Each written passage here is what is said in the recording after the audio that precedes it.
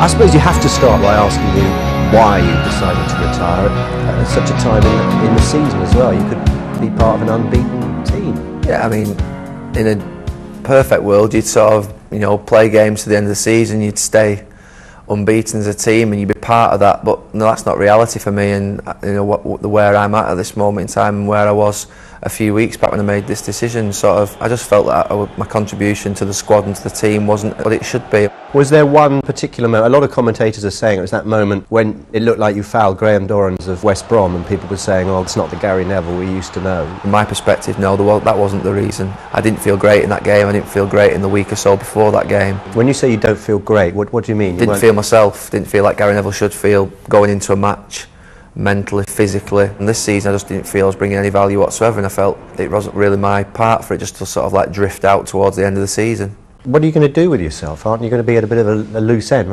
Miss training, miss banter, miss the... Yeah, I will miss everything because I've only known one thing for 20 years, and that's to come in here every single day and be part of a football team that trains towards a weekend or a midweek match. So for me it will be a completely different atmosphere. I'm going to continue coming into the club to the end of the season, and I always want to try and keep an association with this club. Did you ever consider joining another club? I've never been linked with another football club at all in my career, I don't think, to play for them. I'm sure I could play at a lesser level next season, but it just wouldn't be right for me. I've enjoyed the last 20 years so much, I just wouldn't want to dilute that sort of experience and that feeling that I've had.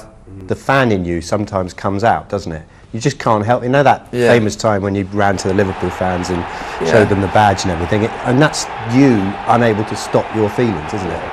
You call it lack of control, you call it emotion, you call it the fan coming out in me. There'll be some people who call it reckless, you can call it whatever you want, but the reality is I'm a fan who supports my club, and the fact that sometimes you get abused continuously for 90 minutes of a match and then you score in the last minute, then you're happy. Is football a great big family, or are there certain people that you think, oh, I'll never talk to that guy again? I mean, obviously people are going to pick out Carlos Tevez and say, well, you and he had a spat. My whole concentration throughout my career has been the players who were in my dressing room. I've not really interested myself in anybody else outside that. Never gone for a drink with an opposing player unless they've played here. Really? No, well, unless we've played with England and we've had a drink after a game, but they're my teammates as I see them then. So no, I've never mixed and gone out for a drink with any other player unless he's played at this club. Is there one highlight in your career that you would pick out? My debut for United was probably the greatest moment for me because that was my lifetime achievement in one 3-minute period when I came on against Torpedo Moscow. I just wanted to play for Man United. Did you touch the ball? Once. It was a throw-in, believe it or not. Sort of signifies my career in one sentence, that. Obviously it's the last 2 minutes in Barcelona to win a treble.